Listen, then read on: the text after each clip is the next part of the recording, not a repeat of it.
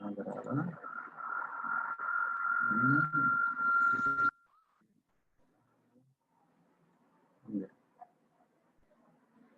Buenas tardes con cada uno de ustedes. ¿Ya? Soy el licenciado Alexander Noriega Martínez. En esta oportunidad vamos a desarrollar el tema de agentes físicos en terapia física y rehabilitación. Vamos a iniciar con este tema. Si ustedes tienen alguna pregunta, alguna interrogante durante el proceso que vamos a realizar, ustedes pueden interrumpirme y decirme, ¿sabe qué, licenciado? No entiendo esta parte, explique, o de repente por ahí si se pierden, ustedes pueden decirme, por favor, repita esta parte, ¿ok? Muy bien, con toda confianza.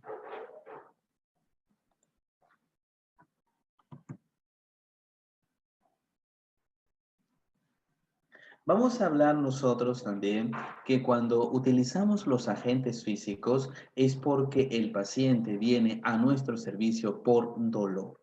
Vamos a referirnos que el dolor es una sensación subjetiva. ¿Por qué decimos nosotros que el dolor es una sensación subjetiva? Ya que ustedes me pueden decir, el licenciado o profesor, ya que existe una escala también para medir este dolor. Es una sensación subjetiva, ya que, por ejemplo, si yo tengo un dolor de estómago por un cólico y hay otra persona que tiene un dolor de estómago por el mismo cólico, vamos a referirnos así, yo puedo sentir ese dolor a un grado 1, pero sin embargo la otra persona puede sentir ese mismo dolor, pero en una escala 4 a 5. Vamos a ver que el dolor es una sensación subjetiva porque va a depender tanto de la recepción, la información y las experiencias que el paciente ha tenido en forma anterior y que va a relacionar con ese dolor presente.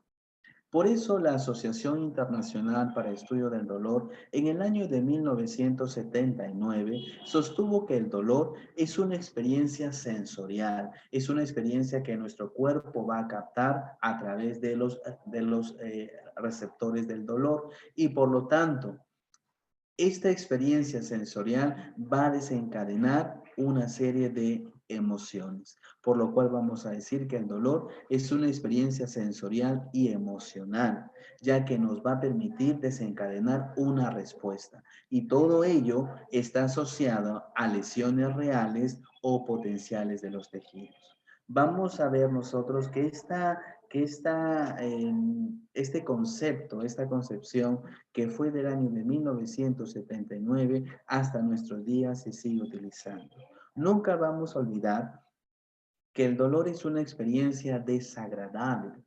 Recuérdate eso, el dolor es una experiencia desagradable sensorial porque es captada por los receptores y emocional porque se va a desencadenar una respuesta. Todo ello asociado a lesiones reales o potenciales de los tejidos. Y recordar que el dolor es una expresión natural, es una expresión de nuestro cuerpo, ya que a través del dolor el cuerpo nos está hablando, nos está refiriendo, hay algo que no está funcionando bien, hay algo que está mal, hay algo que tiene alguna lesión. El cuerpo se expresa a través del dolor. Hay un refrán popular el cual hace referencia, quien se queja es porque algo le duele. Este refrán popular es muy cierto, pero sin embargo nosotros hay que considerar algunas patologías de muchas personas que van a crear signos y síntomas. A ellos se les llama como los hipocondríacos, que son personas también que presentan dolor, tienen una experiencia sensorial desagradable, emocional también, pero se le realiza los diferentes tipos de exámenes y vemos que no hay dolor, que no hay ninguna lesión. ¿Y qué es lo que pasa? Todo es desde el punto de vista originado psicológico. Entonces vamos a entender que el dolor es una experiencia sensorial, ¿ya? Y emocional desagradable. Sensorial porque va a ser recepcionado esa información por todos los receptores del dolor. Y eso es emocional porque nos permite desencadenar una respuesta. Vamos a ver cómo se va a clasificar el dolor. Según su duración, podemos hablar que hay un dolor agudo y hay un dolor crónico. El dolor agudo es aquel dolor que se presenta por un daño, por alguna lesión o por una enfermedad en ese momento. No es por un daño que se dio hace 2 días, hace 5 días o un daño que se dio hace pues un año pasado. No, es aquel dolor que sigue un daño actual, reciente, ahora. Y por lo tanto, en este dolor agudo hay la participación de una gran actividad nociceptiva. ¿Qué son los nociceptores? Son aquellos receptores que captan ese dolor. ¿Dónde lo tenemos? En todo nuestro cuerpo. Por lo cual, esa información que es percibida por los receptores del dolor o llamados los nociceptores es percibido por quién? Por el sistema nervioso central. Pero sin embargo, desaparece con la curación. Si nosotros queremos plantear algunos ejemplos sobre el dolor agudo, podemos decir dolor posoperatorio, dolor por una fractura. Ahí ustedes me pueden decir, profesor, pero sin embargo, a mí me han comentado, por ahí me han comentado que el hueso no duele. Muy bien, es cierto, el hueso no duele. Pero sin embargo, ¿qué es lo que pasa? Que el hueso tiene irrigación, más no tiene inervación, pero hay una capita que está englobando a ese hueso. ¿Cómo se llama? El periósteo. Esa capita que es el periósteo, cuando se lesiona, esa tiene inervación. Acá hay alguien que... ¿Alguien levantó la manito? A ver, por favor.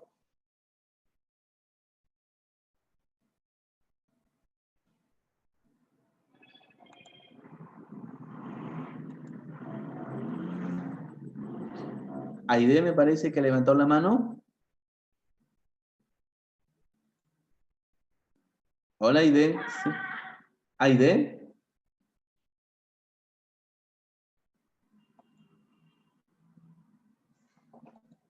Sí, dígame, Aide. ¿Alguna pregunta, Aide Karina?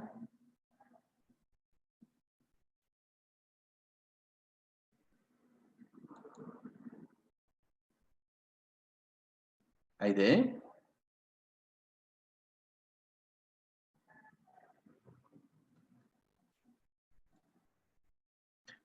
Siguiendo con la explicación de dolor agudo, vamos a ver como le estábamos viendo, ¿no? Sobre el dolor por una fractura.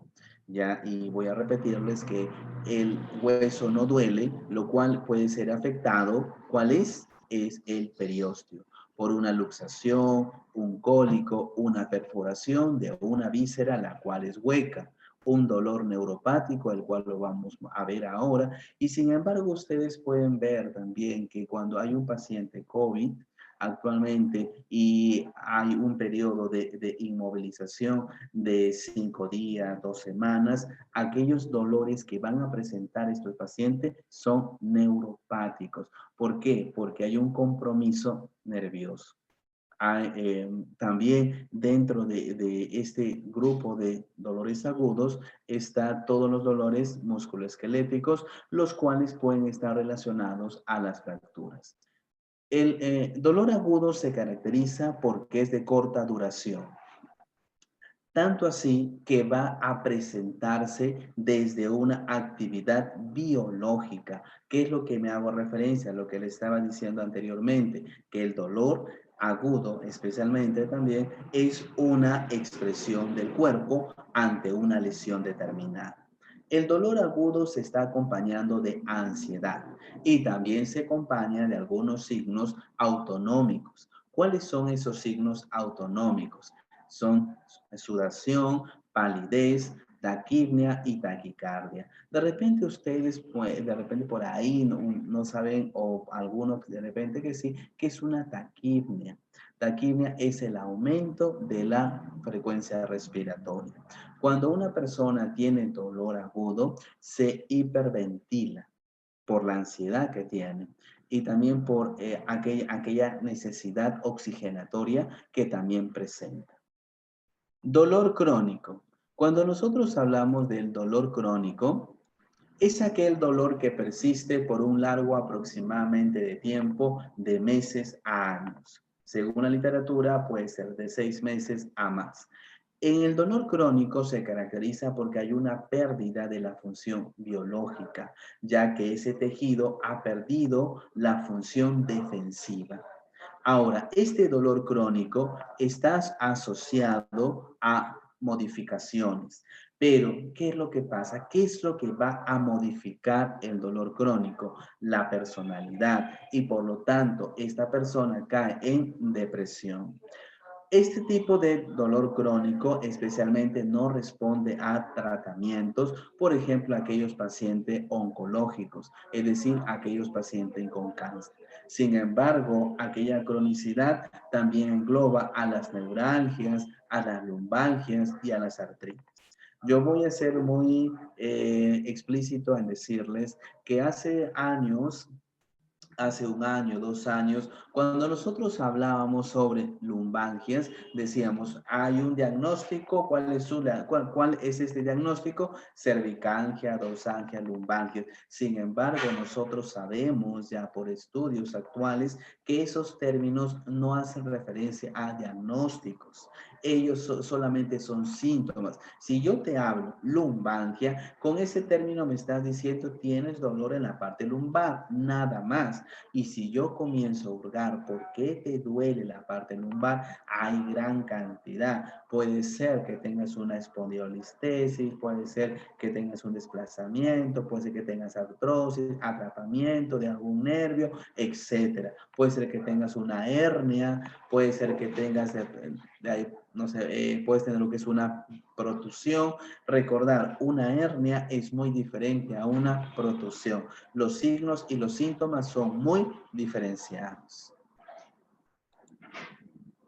El tratamiento también es muy diferente. Si yo tengo a un paciente con una hernia, yo tengo un paciente también con lo que es una protusión, yo he visto muchas veces que comienzan a realizar ejercicios de Williams, tanto para el paciente con hernia como también paciente con protusión. Entonces, ahí vamos a ver que a los 5 minutos el paciente se va a sentir bien porque estás haciendo estiramientos, pero a los 10, 15 minutos el dolor se va a exacerbar porque estamos aumentando la lesión.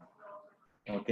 No todos los ejercicios que nosotros vemos o que nos enseñan, porque nosotros viendo todo ese proceso nos han enseñado a hacer ejercicios, no todos esos ejercicios se pueden realizar para todo paciente.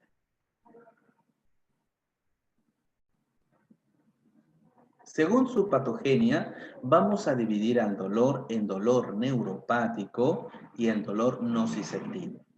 Cuando nosotros hablamos de un dolor neuropático, es aquel dolor el cual es ocasionado por un estímulo directo en donde al sistema nervioso central.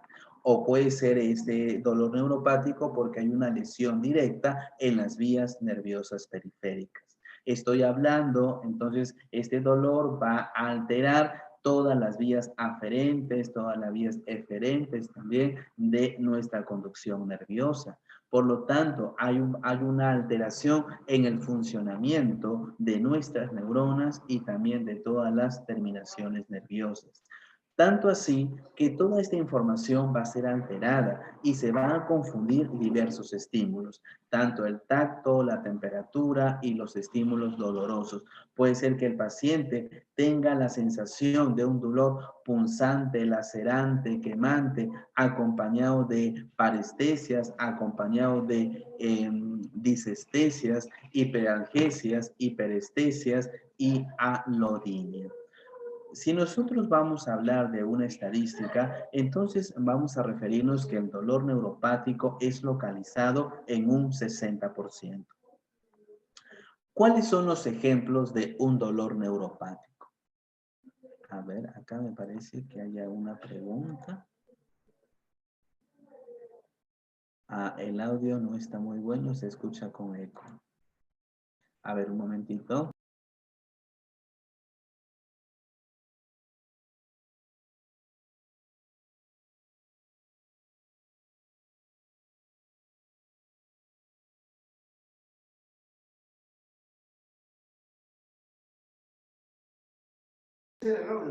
El audio de repente, ¿no? Ya. Entonces, ¿cuáles son los ejemplos de un dolor neuropático? Lesión del plexo braquial y lumbosacro. Cuando hay una neuropatía periférica post-quimioterapia. Cuando hay una neuropatía periférica post-inmovilidad, sedativo. Por ejemplo, cuando tenemos a nuestros pacientes que están en UCI, en COVID, ¿qué es lo que hacen los médicos? Los médicos le van a aplicar ya sea el propofol, el fentanilo, rocuronium, hay diferentes fármacos donde van a colocar al paciente en una sedación constante. Muchas veces esas alteraciones, esas inmovilidades también alteran las articulaciones, por lo cual la participación de los terapistas respiratorios es muy importante para que ellos puedan realizar la movilidad temprana de acuerdo a su diagnóstico y de acuerdo a sus evaluaciones en fase 1, 2, 3 y 4. En las anteriores exposiciones nosotros hemos evaluado, hemos aprendido también a discernir cuándo voy a hacer una movilidad, fase 1, fase 2, fase 3 y fase 4. Dolor neuropático muchas veces se da cuando hay una cicatriz, pero esta es retráctil, en una neuropatía diabética, cuando esta neuropatía está asociada al VIH y también cuando hay un compromiso medular. Nunca nos olvidemos cuando nosotros hablamos de un dolor neuropático, hay una lesión ya nerviosa, de una raíz nerviosa, de una prolongación nerviosa, de una vía nerviosa periférica, donde vamos a ver que se altera el tacto, la temperatura y los estímulos dolorosos. ¿Y qué va a sentir el paciente? Un dolor punzante, lacerante, quemante, corriente eléctrica, provocando que parestesias, disestesias, hiperalgesia, hiperestesias y alorismo. Entonces, vamos a ver, nosotros cuando estamos en la práctica clínica, siempre nosotros le decimos a los pacientes, ¿cómo es este dolor que siente usted? Y el paciente dice, sí, yo siento que me punza, me arde y siento una corriente eléctrica que va desde mi espalda baja hacia toda la pierna por la parte posterior. Nosotros estamos hablando, entonces, de repente hay una compresión de algún nervio a nivel de L4, L5 quizá. ¿Entendido? Y vamos a decir, este es un dolor quizá que es compresivo, es neuropático. Cuando nosotros hablamos de un dolor nociceptivo, es aquel dolor que es el más frecuente. Y este dolor nociceptivo vamos a dividirlo en dos, en dolor somático y en dolor visceral. Ahora, este dolor nociceptivo, recordamos que es captado por los receptores cutáneos del dolor y también los órganos internos. ¿Cuál es la diferencia de un dolor somático y de un dolor visceral? Cuando nosotros hablamos de un dolor somático, es aquel dolor que se va a localizar especialmente en todas las estructuras que tiene el cuerpo. Estamos hablando desde la piel hasta el sistema musculoesquelético. ¿Y cuáles son los ejemplos de un dolor nociceptivo? Por ejemplo, cuando hay una lesión directa, un golpe, un corte, una quemadura, una acción química, la acidez, una infección, por ejemplo, una contracción muscular, la cual es sostenida, una distensión muscular y a unas alteraciones en el aporte de oxígeno. Por ejemplo, cuando el paciente presenta una isquemia tisular, el paciente va a tener un dolor somático con una sensación de que algo le está oprimiendo. Entonces, nunca te olvides, cuando hay dolor somático, soma significa cuerpo. Es aquel dolor que se va a localizar en alguna superficie del cuerpo, oyendo desde la piel hasta el sistema musculoesquelético. Y nosotros cuando hablamos de dolor visceral, es aquel dolor difuso que es difícil de precisar. Ahora, por ejemplo, cuando hay una distensión visceral, cuando hay un aumento de la presión visceral o cuando hay un infarto intestinal o isquemia.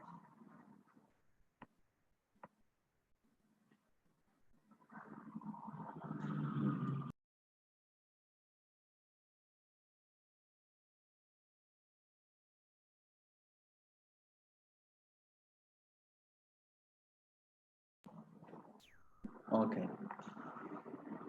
Hay una teoría que es la teoría de la compuerta. De repente ustedes son aquellos que pueden haber aprendido de la teoría de la compuerta. Y quizá le han explicado a ustedes en forma muy difícil qué es la teoría de la compuerta, cuáles son las fibras gruesas, las fibras delgadas, las fibras C, etc. Muy bien.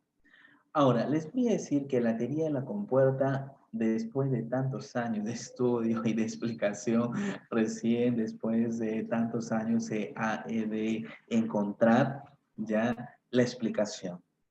Porque la teoría de la compuerta no es simplemente una teoría de explicación cómo la mente comienza a desempeñar un papel esencial en la opinión del dolor. Es decir, para que sea algo más fácil, cómo el cerebro comienza a disminuir el dolor por otro estímulo. Es decir, por ejemplo, si yo sé que me está doliendo el estómago. Muy bien, me duele el estómago, me está doliendo, ok. Pero sin embargo yo comienzo a frotarte la espalda, fuerte la espalda, comienzo a darte frotes en la espalda, vas a darte cuenta que el cerebrito más se va a orientar en el frote que yo te estoy dando en la espalda que el dolor a nivel abdominal. ¿Entendido? Y vas a decir, ¿te duele? No, ya no me duele. ¿Por qué? Porque el cerebrito ya comenzó a orientarse en el frote a nivel de la espalda y ya no en el dolor abdominal. Entonces, ese ejemplito muy fácil es la teoría de la compuerta. ¿Entendido? Ya que en el año de 1965, esta teoría fue dada por Melzack y Wolf, donde ellos comenzaron a referirse que la teoría de la compuerta es un sistema que va a bloquear a nivel del sistema nervioso central tanto las vías del dolor para que abran o cierren las vías del dolor. Ellos comenzaron a referirse que en este proceso de bloqueo hay tres fibras. Unas fibras gruesas que son mielínicas, y ahí tenemos la fibra A alfa y la fibra beta, que estas son de bajo umbral. Se adaptan fácilmente, pero con funciones propioceptivas, el tacto, la aprehensión y la actividad refleja. Sin embargo, ahí tenemos las fibras delgadas A delta, que estas son de poca mielina. Y recuerda, la mielina es muy importante. La mielina es muy importante. ¿Por qué? Simplemente porque la mielina me va a ayudar a realizar ya la sinapsis, que esa información nerviosa vaya por toda la neurona hacia otra neurona. Pero ¿qué pasa? Las fibras delgadas A delta son de poca mielina y estos nos van a dar la referencia de un dolor punzante, agudo y que nos van a responder a un tacto, a un dolor superficial y visceral. También tenemos las fibras C, que son unas fibras las cuales no tienen mielina y las cuales están relacionadas con la célula de Schwann. Nos dan una referencia de un dolor sordo, de un umbral alto de mecanorreceptores y los termonociceptores. Recuerda que la teoría de la compuerta va a utilizar las fibras gruesas, las mielinas A, alfa y las beta. Las fibras delgadas A delta, que son de mediana o poca mielina. Y las fibras C, las cuales son amielínicas, es decir, que no tienen mielina. La teoría de la compuerta, en conclusión, es aquella que explica por qué disminuye este dolor cuando el cerebro está experimentando bastante dolor, un estímulo, una sensación de dolor por un estímulo aparte a lo que la teoría lo llama como una distracción simultánea.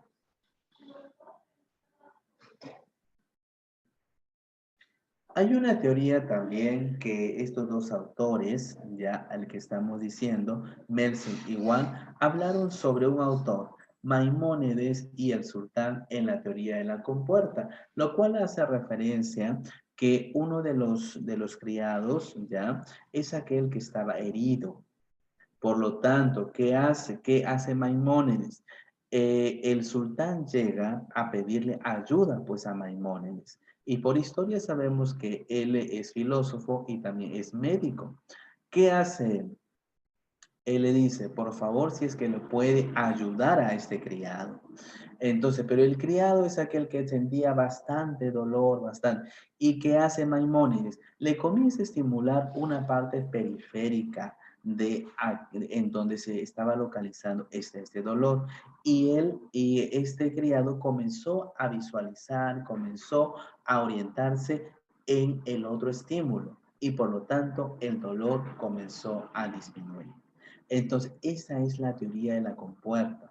Claro que de repente a nosotros en la teoría de la compuerta nos han vendido una teoría muy complicada, pero no, la teoría de la compuerta es la explicación de cómo el dolor, ya el cual está exacerbado, hacemos un juego a través de la mente con otro estímulo aparte y por lo tanto el dolor disminuye.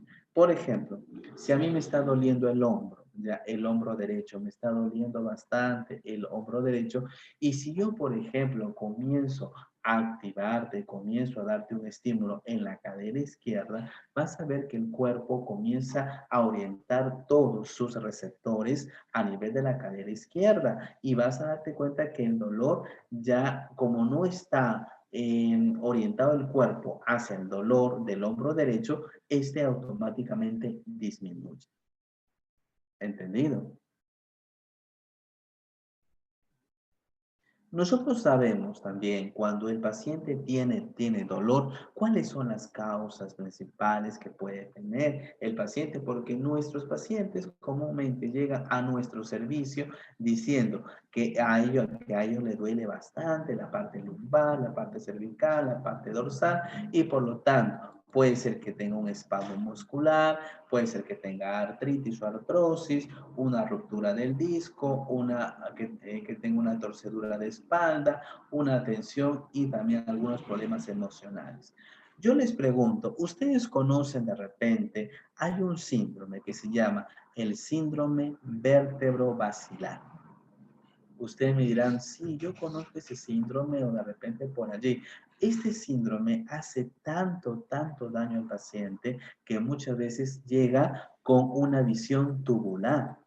Y uno dice, no, ya le dio un derrame cerebral de repente. Y no es así. Vamos nosotros a identificar lo que es el músculo trapecio.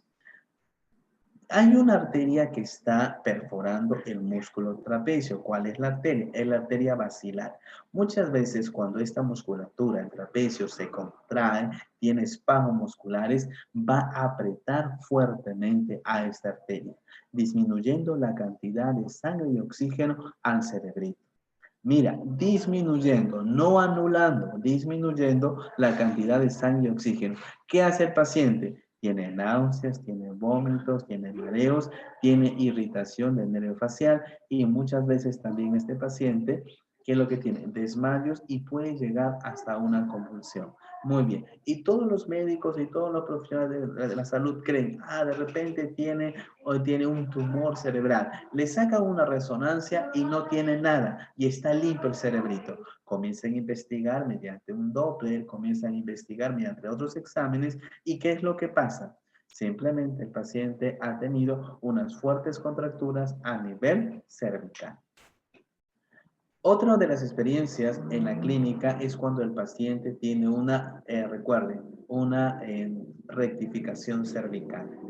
En este aspecto hay una variabilidad funcional de todas las arterias y venas a nivel cervical y el paciente también va a producir dolores de cabeza, náuseas, vómitos, hasta también vértigos. Mucho cuidado con estos síntomas. Por ejemplo, nosotros sabemos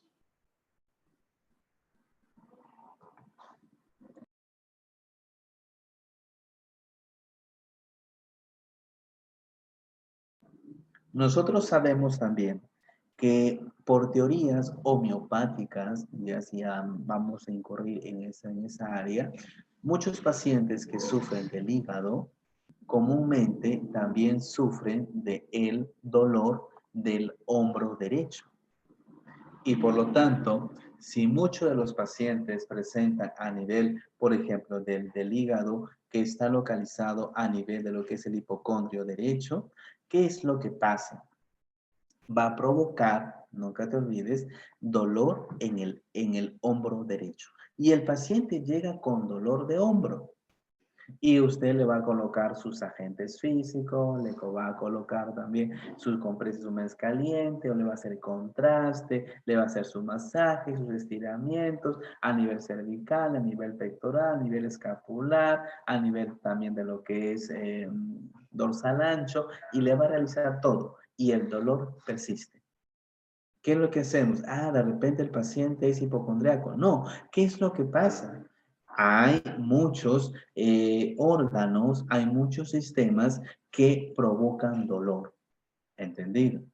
Según las teorías, hace referencia que el paciente con una afección a nivel del hígado siempre tendrá dolor a nivel del hombro derecho. Una de las cuestiones que nosotros tenemos que diferenciar también es cuando hay una hernia discal y hay también una hernia discal con lo que es una protusión.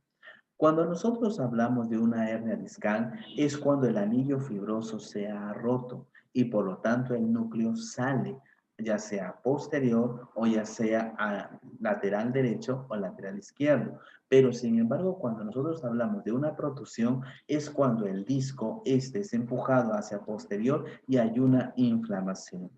Entonces, hay muchos exámenes también donde está diciendo, paciente tiene una protusión a nivel de L4, L5, por si acaso, por ejemplo, ya, o L3, L4, ya está.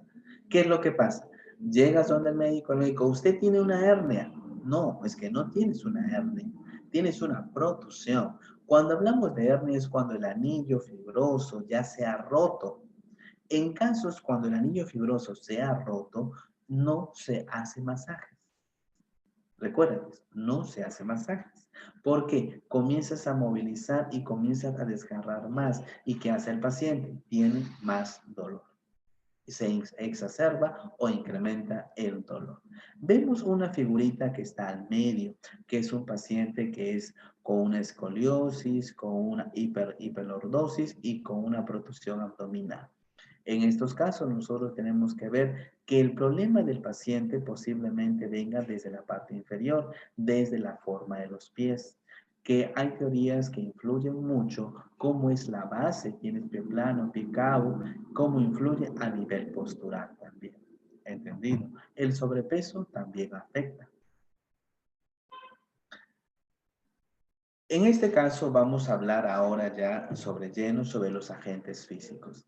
¿Qué son los agentes físicos?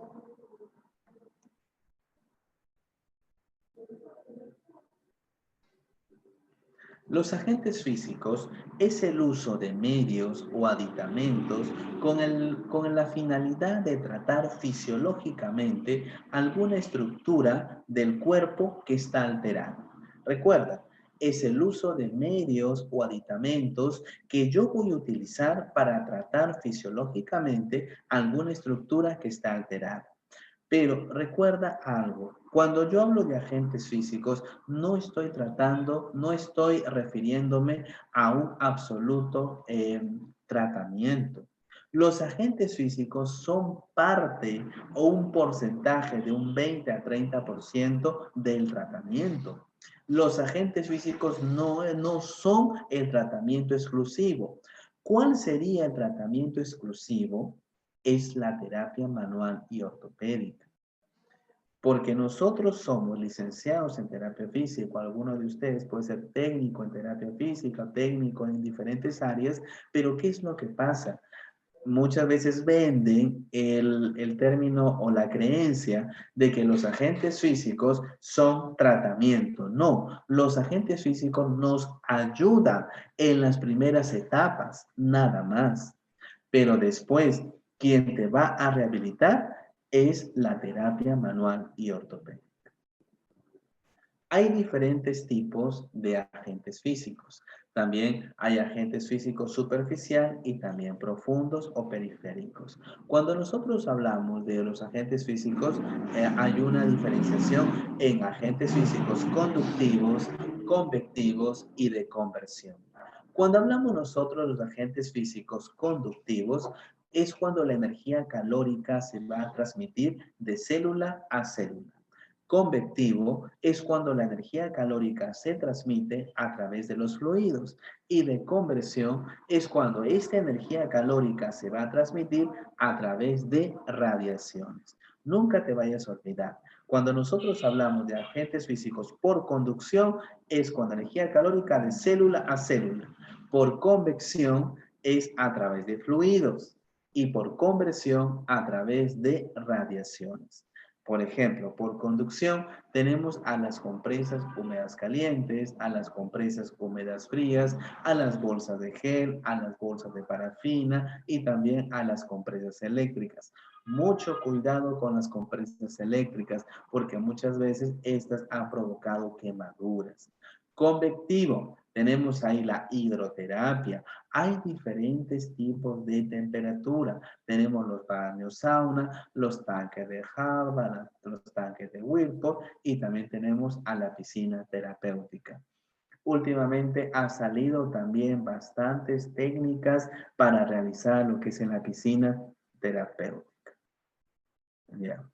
De conversión tenemos a los rayos infrarrojos y los rayos ultravioleta. Tenemos también al ultrasonido, onda corta, microondas, terapia combinada, la electroterapia, la magnetoterapia y también lo que es el láser. Cuidado cuando nosotros hablamos del ultrasonido. Hace como 5 años, 7 años atrás, el ultrasonido era el boom total. Todos querían un ultrasonido, todos tenían un ultrasonido. ¿Por qué nos han dicho que el ultrasonido es analgésico, antiinflamatorio y también relajante muscular? Y si tú lo ponías, tú lo colocabas tanto en un modo continuo, en un modo pulsado, entonces ya hasta podías romper algunas pues algunas rigideces que puedes tener en una articulación, a lo que se le llama como las adherencias. ¿Qué es lo que pasa? Según las últimas investigaciones, se ha descrito que el ultrasonido no tiene ninguna de estas funciones. No tiene, por ejemplo, función antiinflamatoria, analgésico o si no relajante muscular. ¿Y ustedes cómo van a ver? Ustedes van a buscar, también les voy a dar el link, ha habido una investigación sobre el ultrasonido, en donde se aplicó un ultrasonido a 120 pacientes, ¿ok? Pero, ¿cuál es lo curioso? Que este ultrasonido estaba apagado, ¿ya? Se le aplicó a los pacientes ultrasonido, ellos veían que se le aplicaba ultrasonido, y ellos decían, sí, mira, me está aplicando ultrasonido, muy bien. Pero sin embargo, ¿qué es lo que pasaba allí? El ultrasonido estaba apagado. El paciente se mejoró. Mejoraba porque decía, el ultrasonido me está mejorando. Le hacían terapia manual también.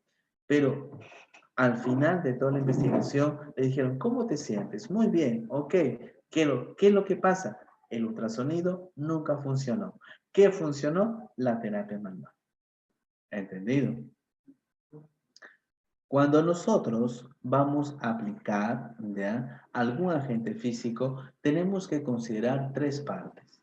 Uno, observar cómo está aquella zona que vamos a aplicar algún agente físico. La movilidad de la articulación. Y voy a palpar la zona donde yo voy a aplicar algún agente físico. Vamos a hablar de la termoterapia. Comúnmente nosotros hablamos de las compresas húmedas calientes. Muy bien. En las compresas húmedas calientes son bolsas de algodón rellenas de bentonitas o cualquier otra sustancia volcánica. Muy bien. Si nosotros hablamos son bolsas de algodón, muy bien, pero rellenas de bentonitas, claro. Pero cualquier otra sustancia que al colocarse esta compresa en el hidrocolector, que está a una temperatura de 70, 75 grados centígrados, este va a aumentar su temperatura. Cuando uno coloca una compresa envuelta en una toalla en un paciente, recordar que el nivel de profundidad es de 1 centímetro. En el interior de la compresa vamos a encontrar un material y este material se llama hidrofílico. ¿Para qué me sirve este material hidrofílico? Es aquel que me sirve para conservar el calor y para transmitir ese calor. Antiguamente las compresas estaban compuestas de otro material que se llama el asbesto. Pero ¿por qué se dejaron de utilizar este material, el asbesto? Porque era un material cancerígeno. ¿Cuáles son los efectos fisiológicos que me va a permitir una compresa húmeda caliente? Recuerda, aumenta la temperatura, hay una vasohidratación superficial, mejora el metabolismo, mejora la circulación o flujo sanguíneo. Ojo, si yo digo que aumenta la temperatura, hay una dilatación. Aumenta la vasohidratación superficial, es decir, la sudoración. Mejora la absorción, mejora el metabolismo. Si aumenta la temperatura, aumenta el flujo sanguíneo. Mejora la oxigenación, elimina sustancias de desecho y aumenta las sustancias inhibidoras del dolor. Por ejemplo, aumenta la serotonina.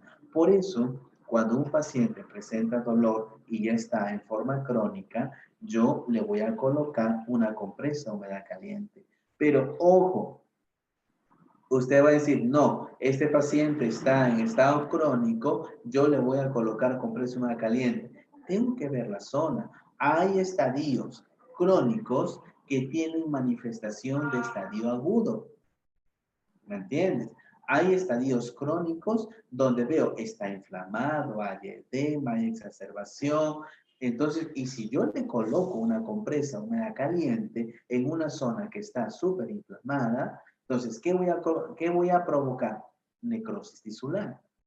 ¿Me entiendes? Entonces, la cuestión es que cuando yo voy a colocar una compresa húmeda caliente, los efectos fisiológicos que yo voy a lograr en el paciente es aumenta la temperatura, hay una vasohidratación superficial, voy a mejorar el metabolismo, aumenta el flujo o la circulación.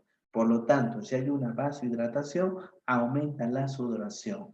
Voy a mejorar la oxigenación. Si aumenta la circulación, por ende, aumenta la oxigenación. Elimino las sustancias de desecho y voy a aumentar las sustancias inhibidoras del dolor. Les puedo hacer una pregunta también a ustedes, a cada uno de ustedes. ¿Por qué se contractura un músculo? Usted va a decir, no, primero se va a contracturar por la forma, de repente la postura, por la actividad funcional, o de repente porque el paciente ha repetido una actividad constantemente, etc. Lo primero, lo que yo les voy a decir, cuando tengan un paciente con contractura muscular, lo primero que van a hacer es drenaje.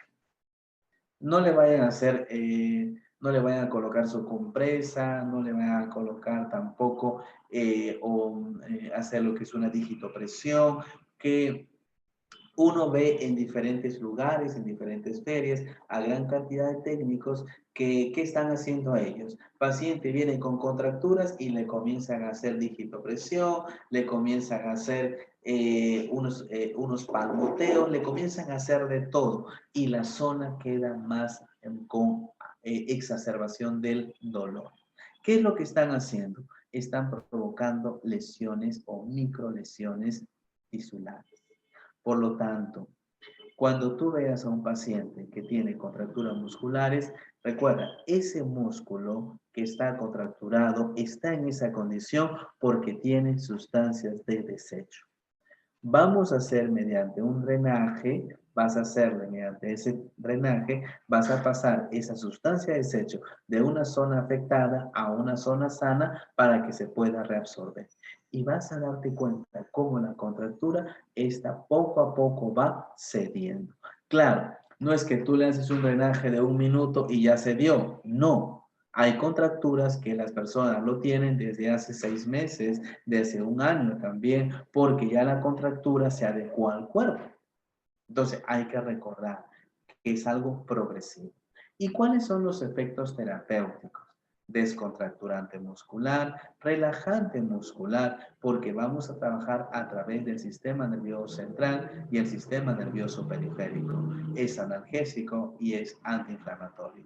¿En qué casos yo no voy a utilizar una compresa húmeda caliente?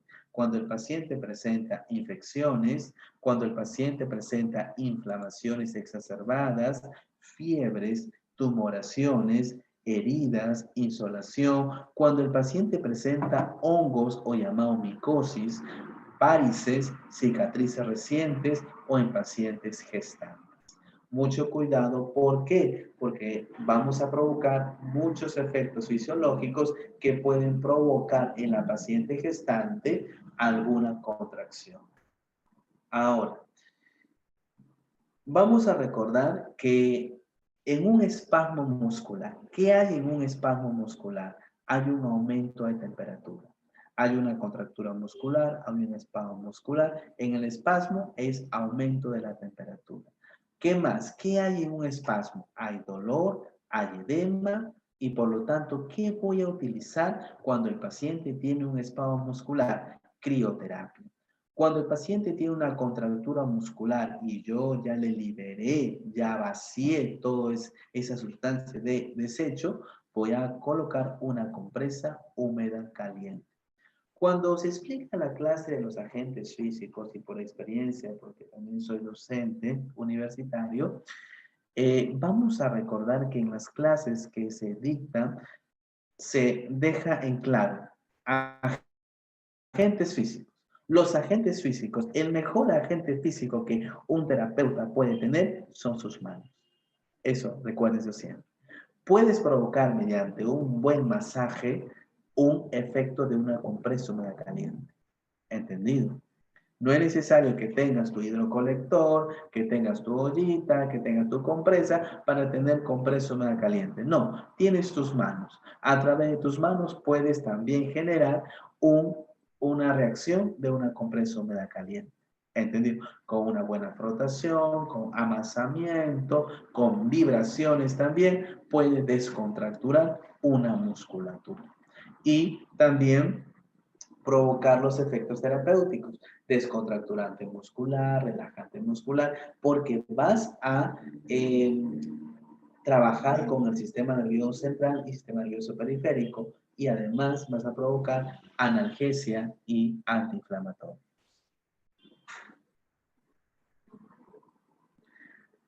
La parafina. Vamos a ver que la parafina es utilizado ya o ha sido utilizado también en algunos centros hospitalarios. Los tanques de parafina, los cuales son hospitalarios, son de acero inoxidable. Había unos también que eran de PVC. Si nosotros queremos ver que en una parafina, ¿en qué temperatura está esta? Aproximadamente de 54 grados de disolución. Ahora, para que exista esta parafina, se han de mezclar ciertas partes de parafina por uno de aceite. Ese aceite podría ser la glicerina. Ahora, el tiempo de fusión es de 42 a 45 grados. Ahora, ¿cuáles son los métodos de aplicación de la parafina? Son dos, es la inmersión y es el embrochado.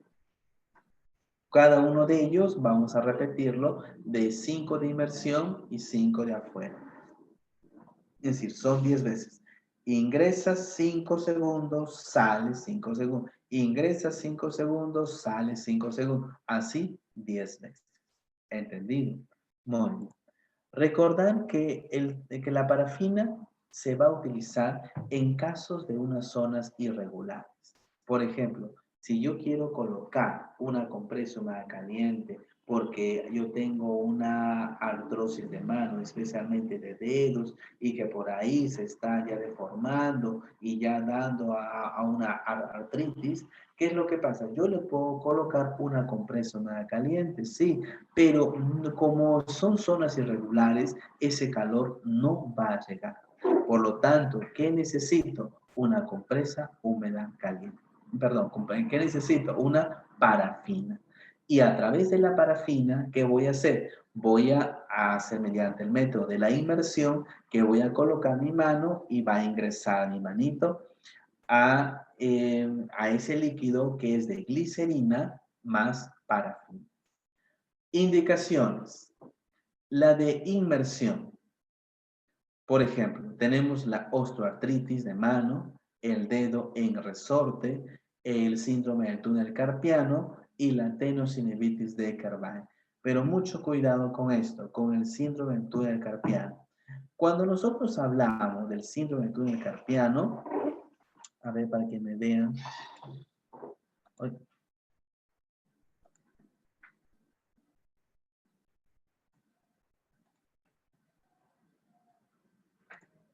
Ahí está. Cuando nosotros hablamos del síndrome del túnel carpiano, ya recordad, en esta zona que nosotros tenemos, ya por ahí pasa un nervio, el nervio mediano. Y aquí está un canal que se llama el canal del carpo, o en una literatura vas a encontrar como el canal de Guyon. Muy bien. ¿Qué es lo que pasa? El tratamiento lo vas a realizar aquí. Comúnmente se está realizando acá, pero yo el tratamiento no lo enfoco acá, sino lo enfoco en todo el brazo hasta la cervical. Porque vas a darte cuenta que si tú solo tratas a nivel ya de esta zona del carpo, el dolor disminuye un 5-10%, pero no un 90%. Entonces, ¿qué pasa? Mediante estiramientos, mediante un abordaje a nivel desde la cervical, bajando hacia la muñeca, vamos a permitir una liberación del nervio medial.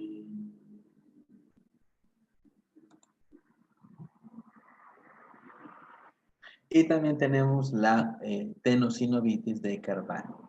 Y las indicaciones tenemos el embrochado, contracturas musculares, algunos problemas reumáticos como la gonartrosis y el lupus eritematoso sistémico. ¿Cuándo yo no voy a aplicar la parafina? Cuando hay trastornos de la sensibilidad, trastornos de la circulación, pacientes hemofílicos, cuando veo que el paciente tiene hongos o hay injertos de piel, hay heridas o zonas inflamadas o paciente con el tratamiento de corticoides prolongados, que hay una sensibilidad muy fuerte a nivel dérmico.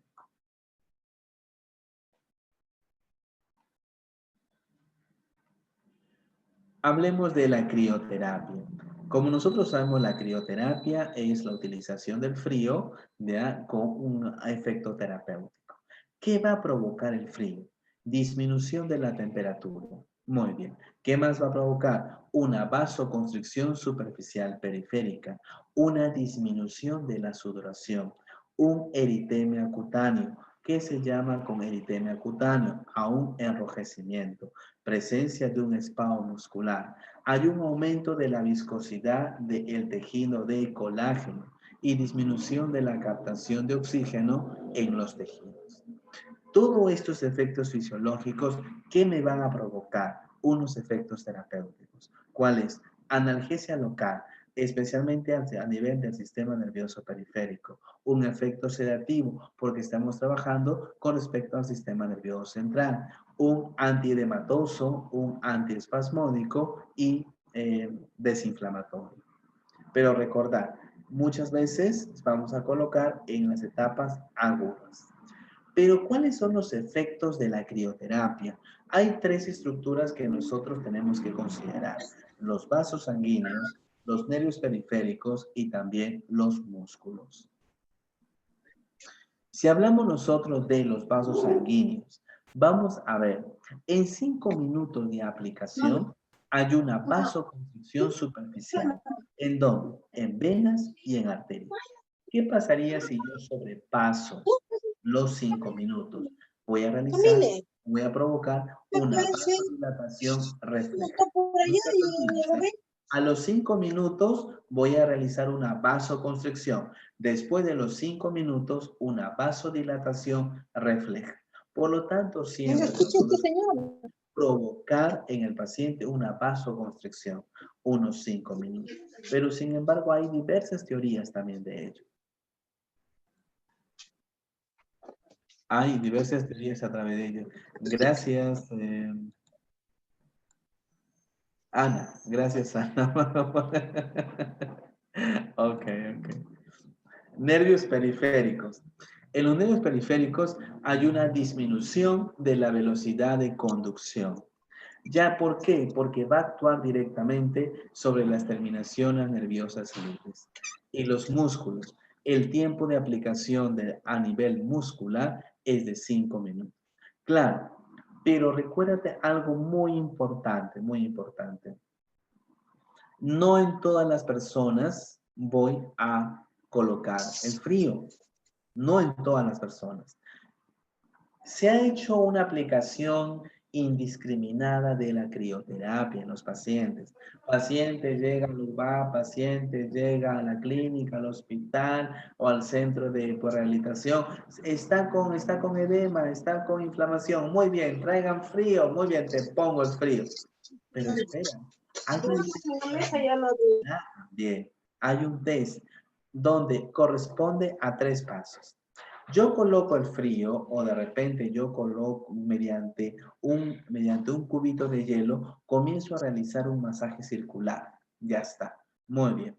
3 minutos de movimientos lentos. Si yo veo que a los 5 minutos de haber aplicado se presenta un eritema, un enrojecimiento, y a los 5 minutos posteriores se va a presentar una pápula, me hace referencia a este paciente, no le coloco el frío, no realizo el tratamiento de crioterapia. ¿Entendido? ¿Por qué? Porque este paciente es intolerante o le afecta el frío. El test de la sensibilidad es muy importante. Nunca te olvides, vas a agarrar hielo, vas a agarrar lo que es un cubito de hielo, vas a hacer un masaje circular lento por 3 minutos. A los 5 minutos se presenta el eritema y si a los 5 minutos posteriores una pápula, nada de frío con este paciente. ¿Cuál es la progresión de la crioterapia? Cuando tú vas a aplicar el frío, ¿qué va a presentar el paciente? Claro, si tú le aplicas la crioterapia, ¿qué presenta el paciente? Primero, una disminución de la temperatura, es decir, frío. Luego va a presentar dolor. Muy bien. Luego, parestesia. Y luego, entumecimiento.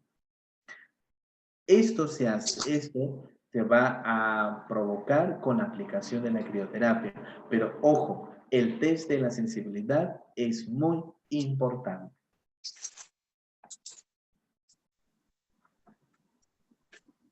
Indicaciones. ¿Cuándo yo voy a aplicar el frío?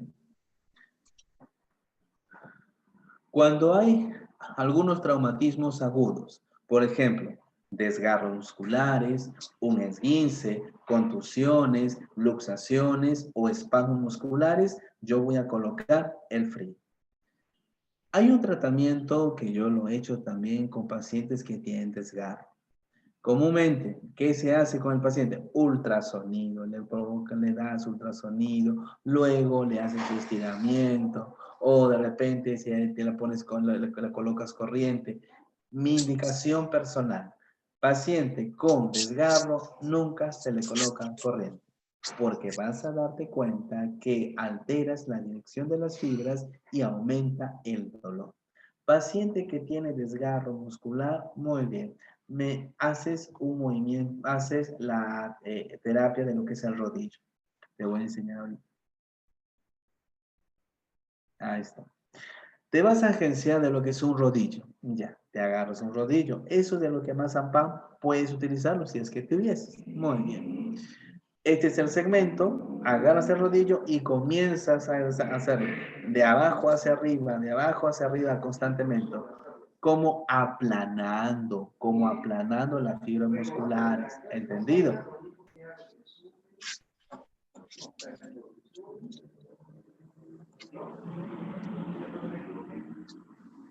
¿Entendido? ¿Ya? Entonces, como aplanando, lo vas a realizar. Igualmente los esguinces, dependiendo también del nivel, grado 1, grado 2, grado 3, en las contusiones también, en las luxaciones y en los espasmos musculares. Cuando hablamos nosotros de algias agudas, lumbalgias, cervicalgias, dorsalgias o una tendinitis aguda, o enfermedades reumáticas. Téngalo ahí porque ahorita no lo voy a poner en nada.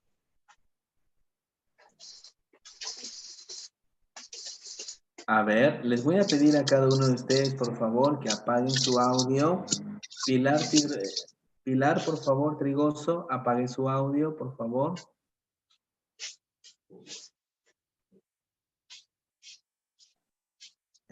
Muy bien. Enfermedades reumáticas como la artritis, como la artrosis y las quemaduras de primer y segundo grado.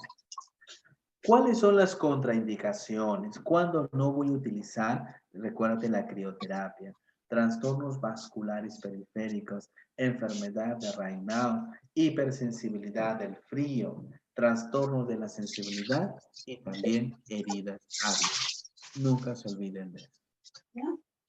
Todavía. Muy bien. Un La poquito más de chup. hidroterapia. ¿A qué se habla con la hidroterapia? No te voy a guardar eso.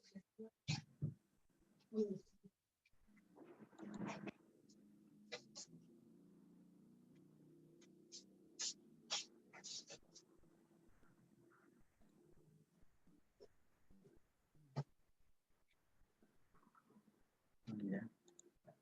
La hidroterapia. En la hidroterapia es la utilización del agua para efectos terapéuticos. Hay un principio de Arquímedes. ¿En qué consiste el principio de Arquímedes?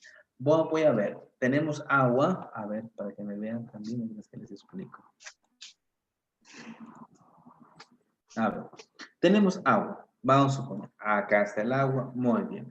Cuando un cuerpo ingresa al agua, muy bien, ingresó al agua, ¿qué pasa? Viene con una fuerza de arriba de 50 kilogramos, vamos a suponer. El agua va a contrarrestar con otros 50 kilogramos. Queda ese cuerpo en equilibrio y con una anulación de fuerza. Por lo tanto, si yo tengo un paciente que es postquirúrgico porque ha tenido una fractura o algo, yo le puedo realizar ejercicios bajo el agua. ¿Por qué? Porque voy a ver que no hay resistencia, solamente la del agua y esta es mínima. El paciente va a poder doblar, flexionar, caminar en el agua.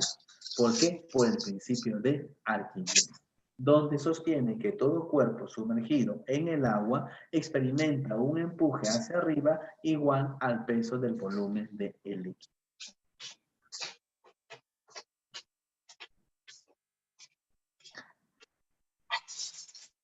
Ahora, hay un término que hay que considerar que se llama la hidrodinámica.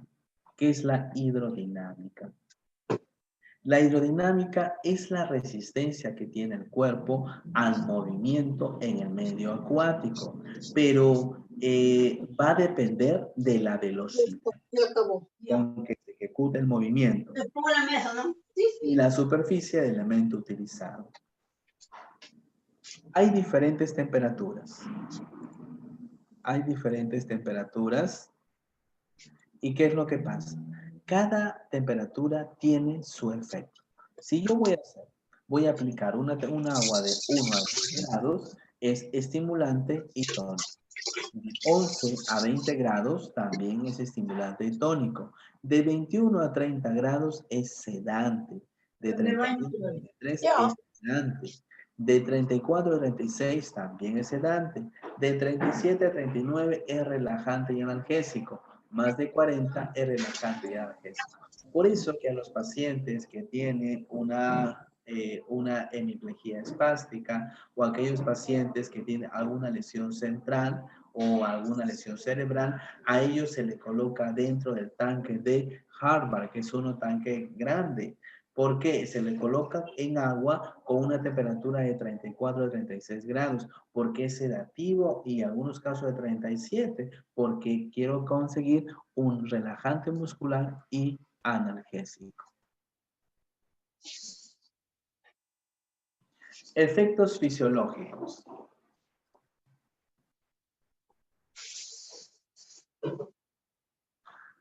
Efectos fisiológicos. Aumenta la temperatura corporal. Aumenta la secreción de las glándulas sudoríparas. Aumenta el metabolismo basal. Hay una vasodilatación y también elimina la sustancia de desecho como el ácido úrico y el dióxido de carbono. ¿Qué me va a provocar la hidroterapia? Relajación muscular, descontracturante de las partes blandas, pero especialmente periarticulares, analgésico y mejora el aspecto psicológico y emocional. Ahora, hay una tabla que se llama tabla de Lecrenion. Habla sobre la presión. Hasta el cuello, cuando estás inmerso hasta el cuello, tienes un peso real aproximadamente de inmersión de 10%. Hasta las axilas, 30%. Hasta la cintura, del 60%. Hasta los trocánteres, de 80%. Hasta la rodilla, de 90%. Muy bien. Hasta ahí vamos a hablar sobre la hidroterapia, la compresa húmeda caliente, etc. Nunca se van a olvidar de ello, que la compresa húmeda caliente cuando usted lo va a aplicar es por de 10 a 15 minutos. Muy bien.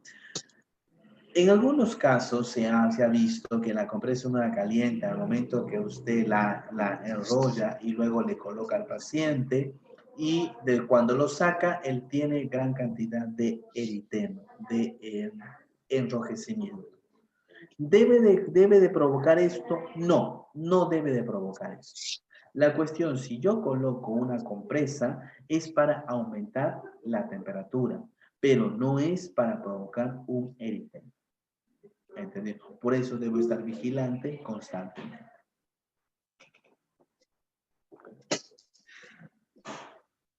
Vamos a hablar del ultrasonido. El ultrasonido se caracteriza porque son ondas mecánicas. Son ondas mecánicas de tipo vibratorias que necesitan un medio elástico para propagarse, pero con fines terapéuticos.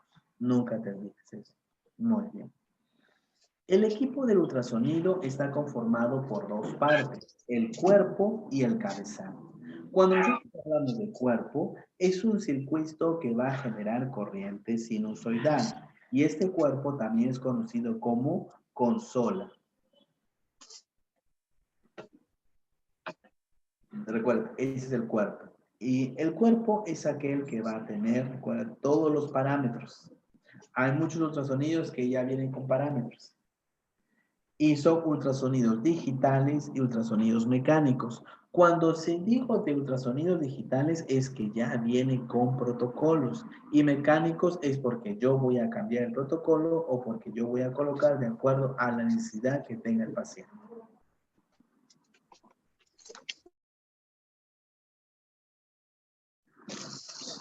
El cabezal. Cuando hablamos nosotros del cabezal, este se caracteriza porque tiene un sistema piezoeléctrico en el cual la corriente llega hasta esa zona y por lo tanto en forma de onda y va a rebotar en ese material piezoeléctrico, el cual es de cuarzo. Esta vibración que va a realizar a nivel del cuarzo, del material piezoeléctrico, ¿qué es lo que sucede? Esto le va a provocar, recuérdate, la emanación de ondas sinusoidales. Muy bien. Este es el cuerpo, este es el cabezal. ¿Cuáles son los fundamentos físicos?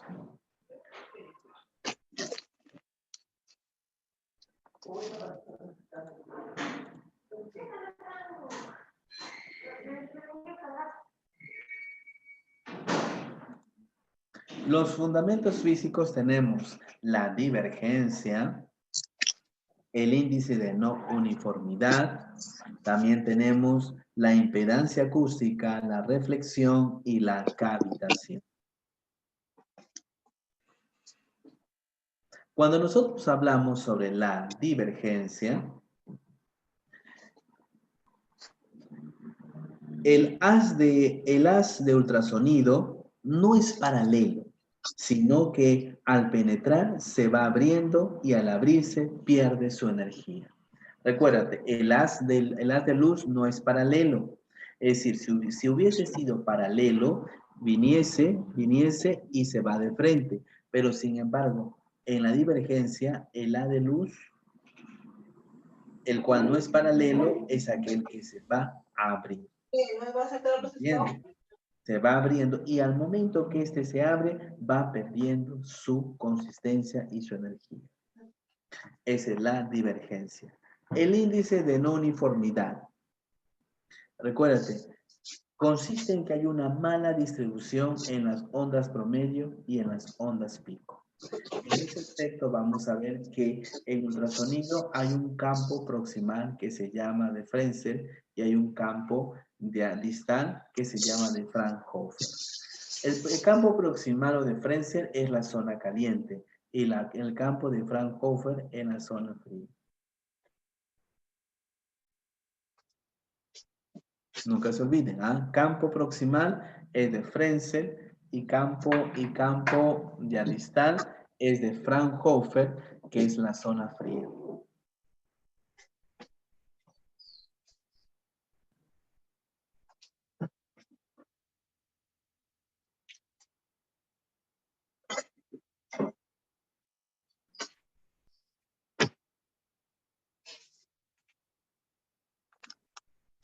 En otra de las características tenemos la impedancia acústica.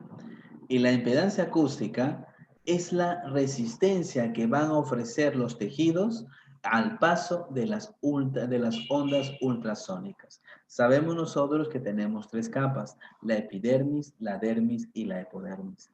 Al momento de la impedancia acústica estamos refiriendo a la epidermis y parte de la dermis, cómo es la resistencia que ofrecen los tejidos al paso de las ondas ultrasónicas.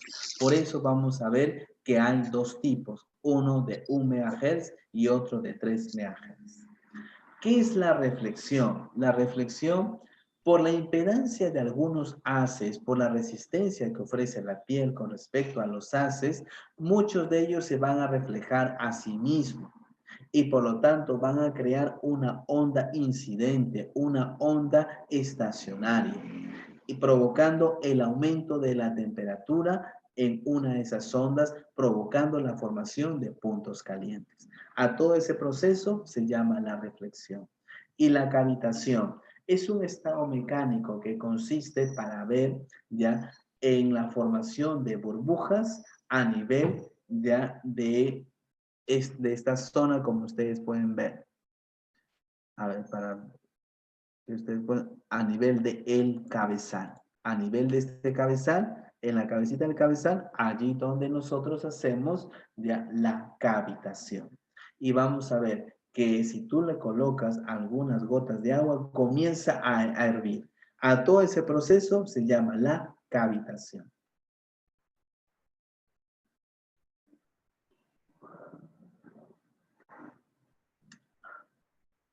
Profundidad de penetración. Cuando nosotros hablamos de 1 MHz, este va a profundizar unos 5 centímetros. De 3 MHz son de 2 centímetros. Yo voy a aplicar de 1 MHz, ya, si yo quiero llegar al músculo. De 3 MHz, si yo quiero llegar ya al tejido celular subcutáneo. Muy bien. Supuestamente, como estamos hablando de ultrasonido, ¿cuáles son los efectos biológicos?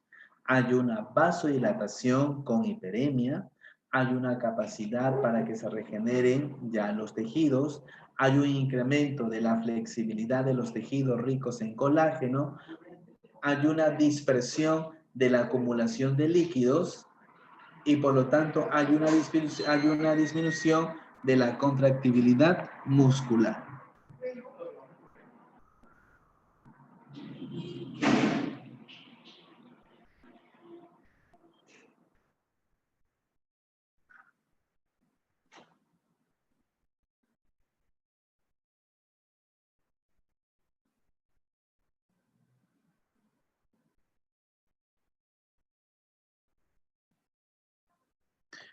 Dentro de los efectos biológicos, ahí nosotros podemos ver y podemos ampliar también los efectos de cada uno del ultrasonido.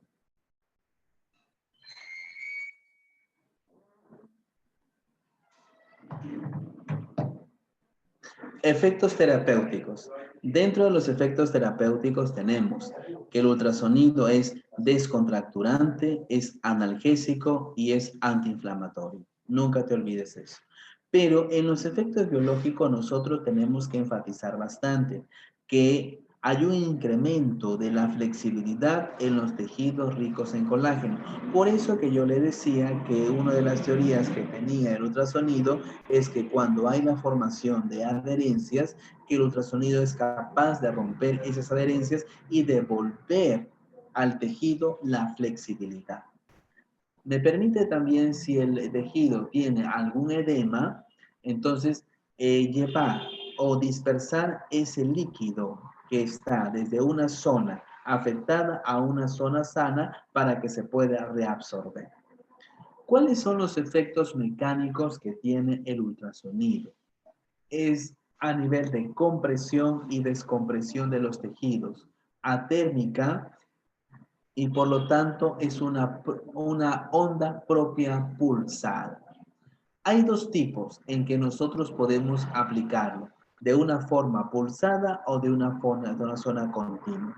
Cuando nosotros hablamos de una fase que está en la fase subaguda crónica, donde el tejido presenta alguna lesión, ya, pero tiene tiempo, no hay inflamación, podemos utilizar una zona continua, una modalidad continua. ¿Por qué? Porque voy a aumentar la temperatura. Pero sin embargo, si yo veo que está en un paciente agudo, hay eritema, inflamación, enrojecimiento, entonces puedo colocar en una modalidad pulsada. ¿Por qué? Porque el paciente, porque esta zona es pulsada de tal manera que no voy a provocar un aumento de la temperatura. Continuo, aumento la temperatura. Recuérdate, pulsado no aumenta la temperatura.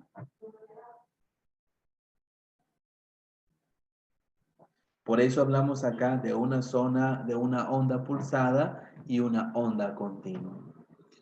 ¿En qué casos? Cuando la onda continua en procesos inflamatorios, agudos, edemas. En una onda pulsada, estructuras no inflamadas, hay contracturas crónicas, hay adherencias, hay rigidez. Hay dosis también. Dosis bajas, dosis medianas y dosis altas. Si yo voy a colocar una dosis, por ejemplo, para que me vean un ratito mientras que les voy a explicar. Ahora, si voy a colocar en una dosis baja, me hace referencia que es un proceso agudo, por lo cual yo lo voy a graduar de 0,8 watts. ¿Por cuánto tiempo? De 5 a 7 minutos.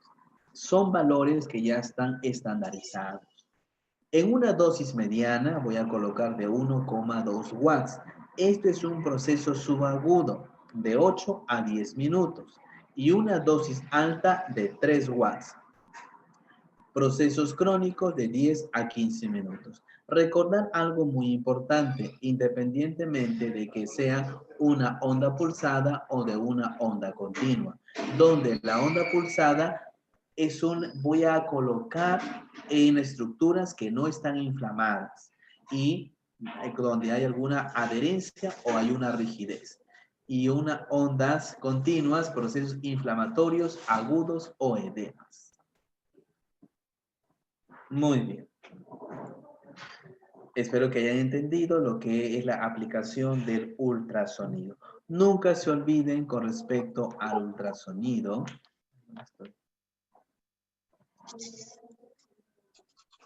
Nunca se olviden con respecto al ultrasonido, por ejemplo, si hay dentro de los fundamentos físicos, es la divergencia, que es cuando el haz de ultrasonido no es paralelo, sino que este va a penetrar y al momento que ingresa va a comenzar a abrirse y al momento que se abre es cuando pierde su energía calórica. El índice de no uniformidad, el problema cuando hay una diferenciación de las ondas promedio y las ondas pico, provocando también que haya puntos calientes y puntos fríos, y lo cual va conectado directamente con la impedancia acústica y la reflexión, donde una de las características muy resaltantes de la impedancia acústica es la resistencia que tienen los tejidos ante el paso de los haces del ultrasonido. Y la reflexión es por esa impedancia, por esa resistencia que van a provocar el paso del ultrasonido, es la formación de una onda incidente y la formación de puntos calientes en forma estacionaria. Por eso, cuando tú aplicas el ultrasonido y lo dejas en una sola zona ahí, comienza a quemar, comienza a lesionar, ¿me entiendes?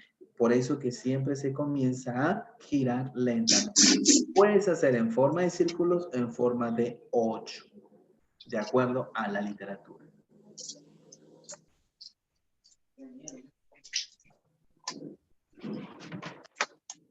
Electroterapia.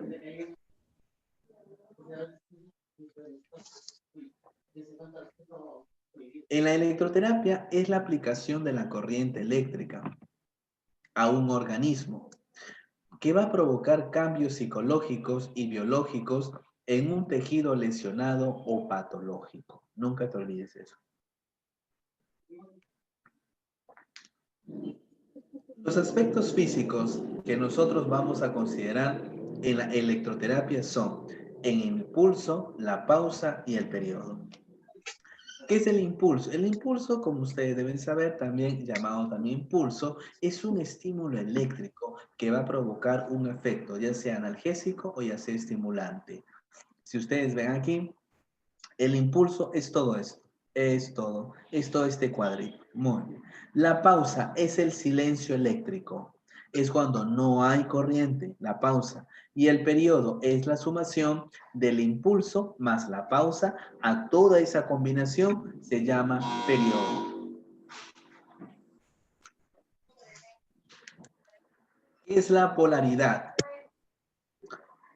La polaridad es el sentido de la corriente eléctrica, que esta puede ser positiva o puede ser negativa.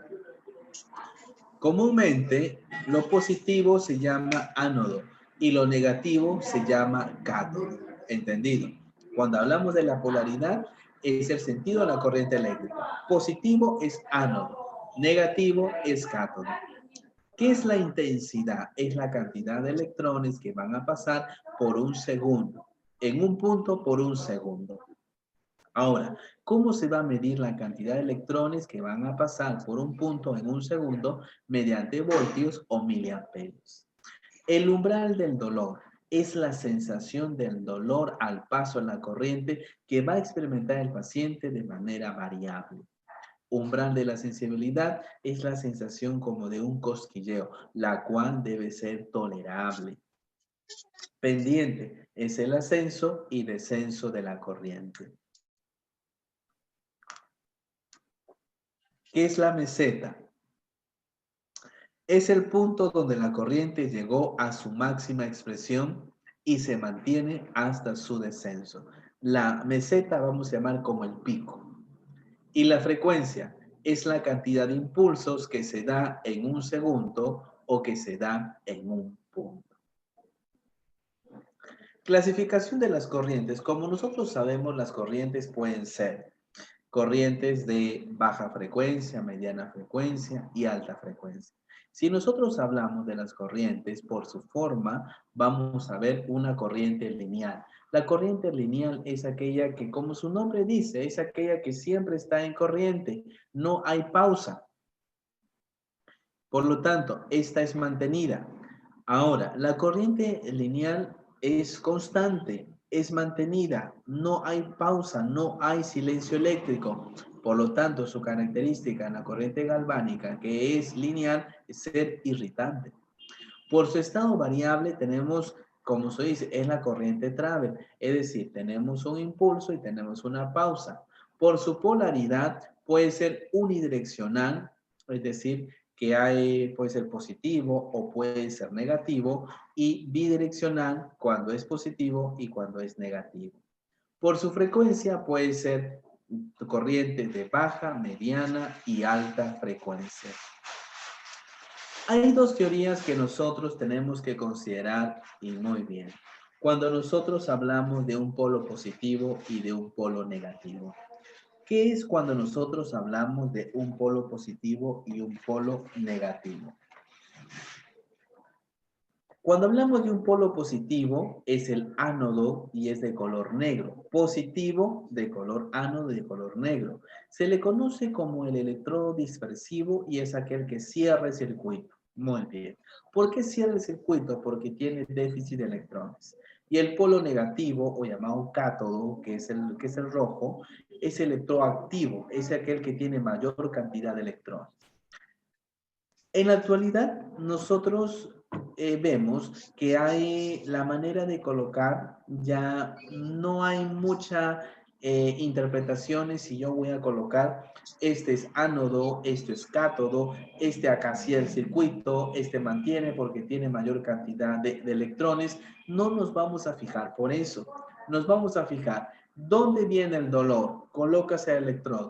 ¿Dónde termina el dolor? ¿A dónde se irradia el dolor? Recuérdate, nos fijamos en los dermatomas, nos fijamos en los miotomas.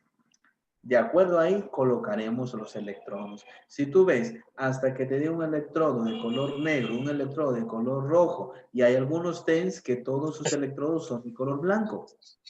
Entonces, ¿cómo vas a colocarlo? Pues no lo vas a pintar. La cuestión es que ya es en forma indiferencial. Recuérdate, solo dónde inicia el dolor, dónde termina el dolor. Y tenemos a las corrientes de baja frecuencia. En este caso nosotros vamos a hablar que son corrientes que van a penetrar de 1 a 3 centímetros. Hay mayor resistencia en la piel, por eso que penetran poco. Y sin embargo tienen buenos efectos biológicos. Por ejemplo, si nosotros vamos a hablar de la corriente galvánica, es una corriente constante. ¿Ya? Es aquel que no tiene pausas. No tiene pausas, no tiene periodo, no tiene frecuencia. Es una corriente lineal. Actualmente, estas corrientes galvánicas se ha dejado de usar. ¿Por qué? Porque tiene efectos irritantes. Pero, sin embargo, la corriente galvánica es una de las corrientes más utilizadas para hacer la iontoforesis. Entonces, ustedes me pueden decir qué es la iontoforesis. Es la suministración de algún medicamento en gel que a través de los electrodos tú lo colocas en la zona donde hay dolor y mediante este proceso va a absorber el cuerpo directamente a la zona de la lesión. Todo ese proceso se llama iontoforesis. Pero considerando sobre el ánodo y el cátodo, vamos a referir también que hay algunos medicamentos que tienen un polo negativo y hay medicamentos que tienen un polo positivo. Todos aquellos que son analgésicos tienen un polo negativo, por lo cual se van a colocar en los iones negativos, como por ejemplo, ¿cuál? La silocaína. Si yo voy a aplicar silocaína, que este es un anestésico local, entonces lo voy a colocar mediante un medicamento negativo. Y ahora, si es un medicamento positivo, son todos los antiinflamatorios. ¿Ya? Es decir, estamos hablando de todos los AINES, como el diclofenaco. ¿Cuáles son los efectos fisiológicos de la corriente galvánica? Recuérdate, es un potente vasodilatador.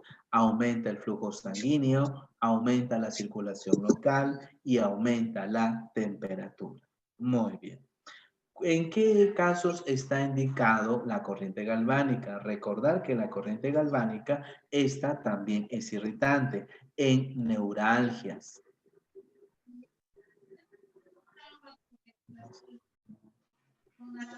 En neuralgias, ¿ya? Ahora, el síndrome del túnel carpiano, también el síndrome Recordar el síndrome del túnel carpiano, el síndrome de Guyon también, el post-herpes, la miositis osificantes, que ¿en qué consiste lo que es la miositis osificante? Son algunas calcificaciones que se van a dar o se van a presentar a nivel muscular. En esas partes de calcificaciones, ya, por ejemplo, se da cuando hay una fractura de codo, ya se da la miositis osificante. En esos casos yo puedo utilizar la corriente galvánica. ¿Ok?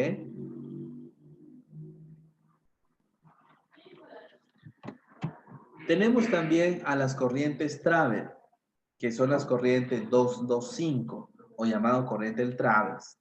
Ya, estas corrientes Travel también son conocidas como corrientes como la impulsoterapia, ¿ya? O llamado la ultranet. ¿Por qué? Porque tienen 2 de estímulo y 5 de pausa. Nunca te olvides. Corriente Travel se llama por dos. 2 de estímulo, 2 de impulso y 5 de un silencio eléctrico. Muy bien. ¿Cuáles son los efectos fisiológicos? Vasodilatador, un analgésico, pero es un potente analgésico, ¿ya? Es sedativo porque va a orientarse especialmente en el sistema nervioso central y trabaja contra irritación, porque hay una zona endorfínica. ¿Cuándo lo voy a aplicar? La corriente Travel. Fibromialgias, trastornos circulatorios, ya, pero que no provocan inflamación, síndrome del dolor complejo regional o llamado también la distrofia simpática refleja o síndrome de hombro mal. Recordar que lo que las corrientes Travel muchas veces estas son aplicadas, pero hay efecto de acomodación. ¿Qué consiste el efecto de acomodación? Tú le colocas el corriente a una intensidad determinada, pero el paciente al principio siente. Y cuando después el paciente no tiene ninguna sensación, no, y cuando dice, creo que se bajó la corriente, no se ha bajado la corriente. Lo que pasa es que el cuerpo se acomodó a esa corriente. Tenemos también a las corrientes, las diadinámicas. Son corrientes o llamados también la de Bernard. Hay corrientes las monofásicas, las difásicas, las corrientes de largo periodo, la corriente de cortos periodos, la corriente de corto periodo sincopado y la corriente de ritmo sincopado. Entonces, si nosotros hablamos también de la corriente, las monofásicas, entonces estas corrientes monofásicas son utilizadas actualmente para estimulante, como regenerador, porque tiene un efecto trófico y se va a utilizar para el tratamiento de las heridas y produce un aumento de la circulación. Cuando el paciente tiene una escara, por ejemplo, ¿qué corriente yo voy a utilizar? Las corrientes diadinámicas, las monofásicas. Las difásicas es analgésicas, es vasodilatador y tiende a disminuir el umbral del dolor. Las corrientes de largos periodos tienen efecto de circulante, es decir, que va a aumentar la permeabilidad tisular. Y las de cortos periodos es analgésico y es vasodilatador. Muy bien. ¿En qué casos yo voy a utilizarlo? Por ejemplo, cuando el paciente tiene una tendinopatía, ¿ya? Ahora, hay un término específicamente que se llama una tendinitis, ¿ya? Antes, hace como 2, 3 años atrás, siempre nosotros hablábamos tendinitis por acá, tendinitis por allá, y se ha demostrado que el tendón no se inflama, el tendón es avascular, por lo cual no hay inflamación. Entonces, el término tendinitis ya se usa por costumbre, pero no hay inflamación. Por lo tanto, ¿qué hay? Engrosamiento del tendón. ¿Entendido? Hay una teoría también de todo ello que posteriormente nosotros en una exposición lo vamos a tratar. Y lo que nosotros hablamos bastante también es sobre el TENS, que es un efecto eléctrico nervioso transcutáneo. y que está regido por microsegundos. Hay un TENS que es monofásico y el TENS que es bifásico. El bifásico es asimétrico y también simétrico. Cuando nosotros hablamos del TENS monofásico, es una onda rectangular, el cual es alternante. Pero la monofásica tiene efecto galvánico, que significa irritante, y se utiliza para estimular músculos denervados. Y hay otro tipo de TENS que es el TENS bifásico asimétrico y bifásico simétrico.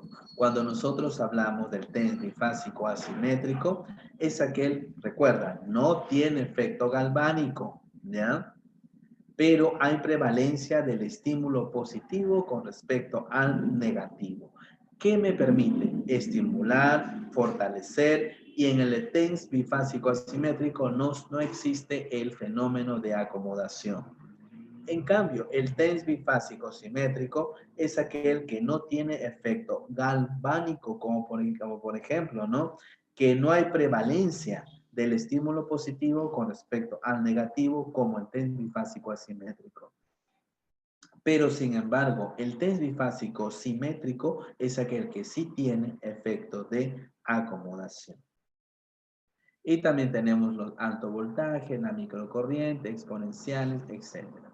Y las corrientes de mediana frecuencia son aquellas corrientes que van a penetrar de 3 a 5 centímetros, donde la piel, donde todo el cuerpo va a proporcionar una menor resistencia de la piel. Y por lo tanto, ahí posiblemente se pueda perder el efecto fisiológico. No hay presencia de galvanismo, no hay presencia de irritación. Ahora, tenemos ahí a las corrientes interferenciales, que son conocidas como las nemectodímicas. Si son de 2 polos, son las premoduladas. Si son de 4 polos, son las tetrapolares. Y las corrientes rusas, que se llaman las corrientes de Cox. Las corrientes interferenciales también se van a utilizar para... las corrientes rusas y las corrientes interferenciales tanto son para disminución del dolor, pero las corrientes rusas también son para fortalecimiento. Tenemos ahí, por ejemplo, un ultrasonido, la magnetoterapia. Esta es muy importante. Actualmente se puede utilizar este efecto que es para las fracturas. Hay muchos tipos también de aquellas fracturas y nosotros vamos a definir el tipo de fractura es la falta de la continuidad de un segmento óseo. Entonces, en los casos de que haya una pseudoartrosis, es decir, que haya consolidado más el hueso, se le puede colocar dentro de este equipo de magnetoterapia, o aquellos pacientes que tienen retardo en la consolidación, también se le coloca en este equipo, magnetoterapia, aproximadamente de 25 a 30 minutos. Se puede colocar en pacientes que tienen una tendinopatía, también. En síndrome de túnel carpiano, también se puede colocar. Ojo, pacientes que tengan metal, hay que pensarlo 2 veces.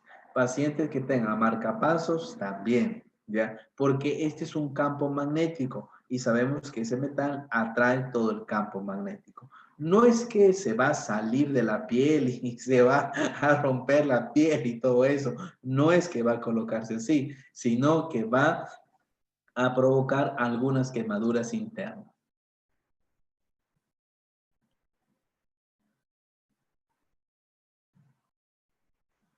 Muchas gracias. Si tuviesen alguna pregunta, por favor, me lo pueden hacer.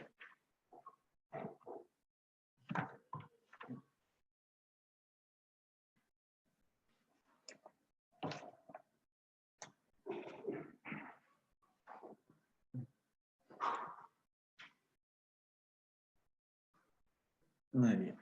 Una de las preguntas que están haciendo es sobre cuál es el tratamiento que se da cuando un paciente tiene una lumbalgia. A ver, Lo primero que tenemos que nosotros evaluar, ¿ya? ¿Por qué se da el dolor en la parte lumbar? Hay diferentes causas. Primero se tiene que evaluar a ese paciente. Si tiene una dismetría de miembros inferiores, si tiene una artrosis lumbar, si tiene de repente una rectificación lumbar, cómo es la postura de este paciente. Hay muchos pacientes que están compensados también. Y después de años de tantas compensaciones es cuando ellos suben de peso y ¿qué es lo que pasa? Que el cuerpo comienza a aparecer algunos síntomas.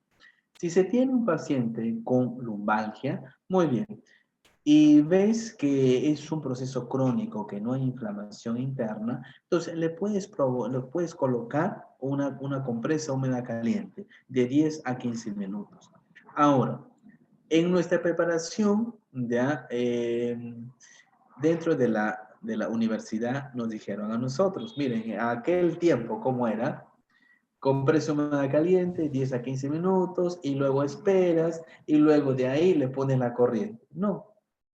De acuerdo a la práctica clínica, nosotros podemos colocar a nivel tetrapolar, ya colocas, ya cerrando un circuito y encima de los electrodos le puedes colocar la compresa húmeda caliente por 10 a 15 minutos, justo el tiempo en que también hace efecto la compresa húmeda caliente.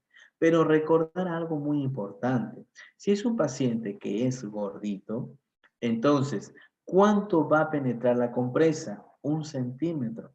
Entonces, va a quedarse, recuérdate, en todo el tejido graso. Para ello, después de eso, le puedes hacer estiramientos o un buen masaje, porque sabes que la compresa ahí no le va a surtir efecto. ¿Me entiendes? Ahora, si el paciente viene con bastante dolor, por ejemplo, viene con lo que es una tortícolis, con bastante dolor y el paciente ya desesperado que no puede girar la cabeza, hazle contraste. Le vas a colocar compresa humedad fría, le sacas 5 minutos, compresa humedad caliente, ya estás jugando, ya estás haciendo una vasoconstricción y luego una relajación. Le haces estiramientos, pero trabájale primero desde la zona interescapular y así subes constantemente hasta la zona del occipucio y haces los estiramientos respectivos.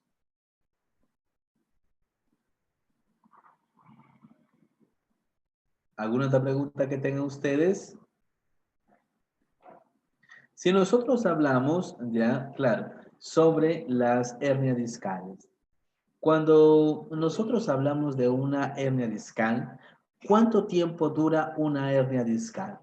Muchas veces dicen, ¿no? Algunos médicos y que yo siempre estoy pues en contra de ello. Una hernia solo te dura 9 meses, nada más. Y luego la hernia se absorbe. Yo tuve una hernia, por ejemplo, yo tuve una hernia hace 3 años y esa hernia la llevo hasta ahora. No, no llevas hernia, ya no tienes hernia, ya se reabsorbió. La persona solamente tiene una hernia por 9 meses, nada más. Ahora, ¿cuáles son los síntomas que después quedan? Esa hernia que ha salido y se ha absorbido, esa hernia después de 9 meses, ha provocado una inestabilidad vertebral. Al paciente le duele causado por la inestabilidad vertebral, por de repente la falta de pues, fortalecimiento muscular, la inestabilidad postural que ha provocado también. ¿Entienden?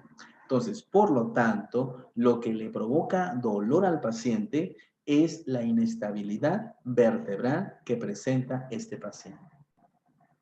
Ya no hay hernia, ya no hay nada. Después de 9 meses desapareció. Ahora, cuando el paciente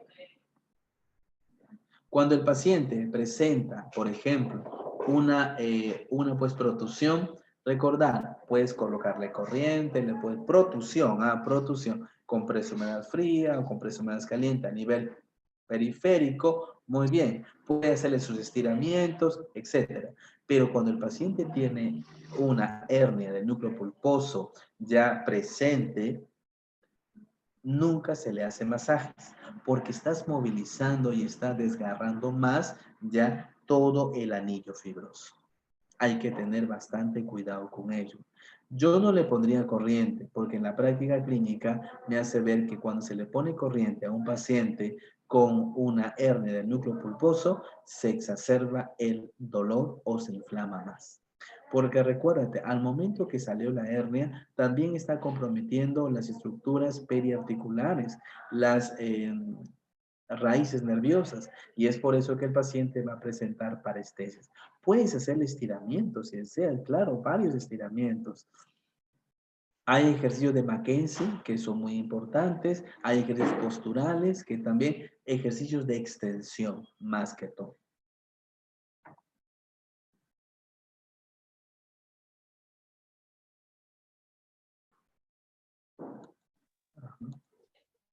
¿Ya? ¿Qué se hace con el tratamiento, por ejemplo, de un paciente que tiene una tendinopatía? Por ejemplo, tiene una alteración a nivel de el manguito rotador, especialmente lo que es el supraespinoso. Recuérdate que tenemos el acromio. El acromio, muchas tendinopatías se dan por la forma del acromio y muchas veces no sabemos. Dice, paciente con una tendinopatía a nivel del supraespinoso. Ah, no, que este señor ha comenzado de repente a mover bastante, de repente por el trabajo que tiene el señor, ha cargado, de repente la sobrecarga de actividad física. Falso, no es eso. Muchas veces puede ser por la forma del acromio. Según el doctor Nir, hace referencia que el acromio tiene tres formas. Puede ser plano, puede ser curvo o puede ser engancho.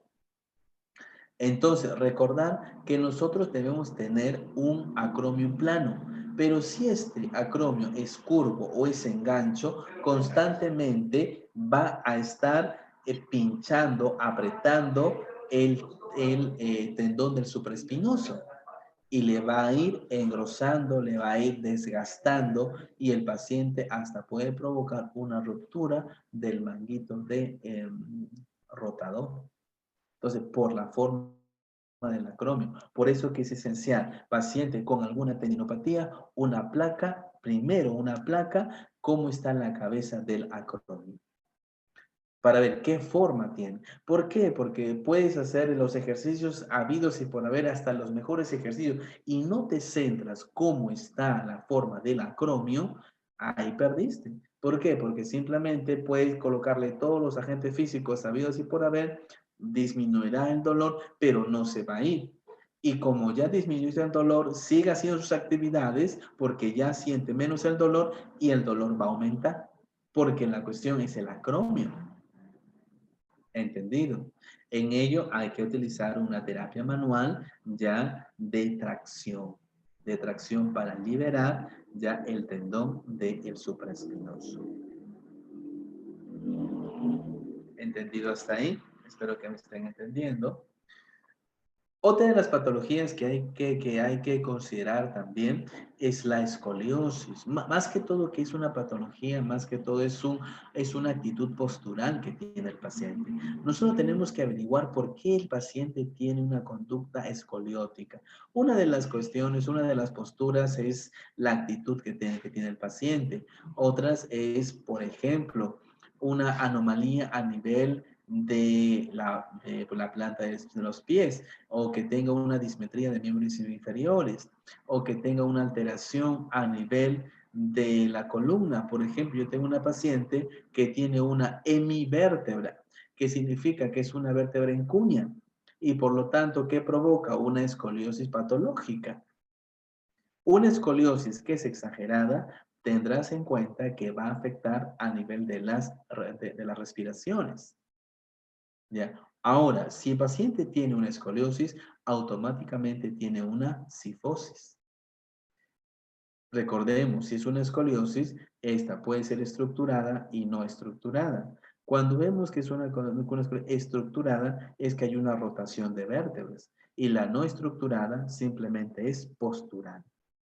¿Las dos se pueden corregir? Sí, pero primero, considerar que el paciente debe tomar conciencia de la postura que puede tener. Ah, ya.